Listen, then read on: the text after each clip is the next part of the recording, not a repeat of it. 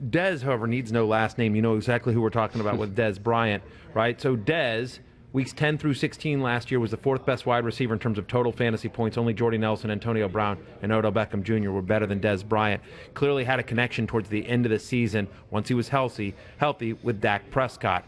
This year, Mike, you and I have talked about this a lot during the ranking summit. You and I both expect game script to go a little bit better for Dak, and that we think their defense is going to take more of a hit, and they're not going to be able to just control the clock the way they did previously. So they probably loosen the reins a little bit on Dak Prescott. And so Dez Bryant, and I get the health, and we'll hear from Stephania in a second, but when he's out there, to me, he's a stud, hasn't lost a step, career high 15.9 yards per catch last year.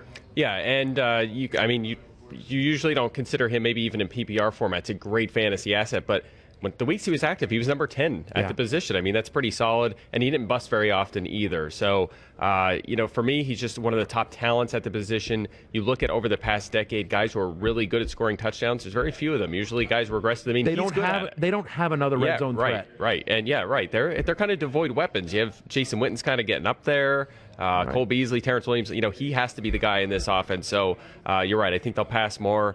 I think he's a terrific football player. Should be heavily involved, but it's always the injury question.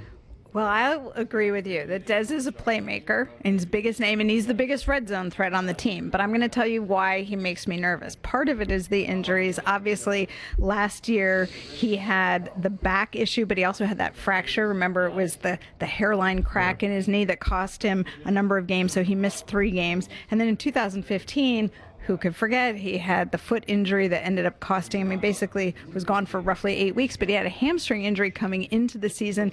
We've talked before about how Dez's physical style of play basically makes him riskier when it comes to injuries as well. So the things that he does well also put him at some risk. And yes, he's targeted around the red zone, but I don't think he's a volume guy. So to me, Dez is big plays, and some weeks you get a lot of results out of him, but other weeks he disappears. It is a big target share. Maybe that goes up if that defense holds them back, and they do throw the football more than they did this past season. Certainly, and you give Dez and Dak a whole offseason to get familiar with him. Remember, they didn't get a ton of time together. Dak was sort of thrown into the starting role there in the middle of the preseason.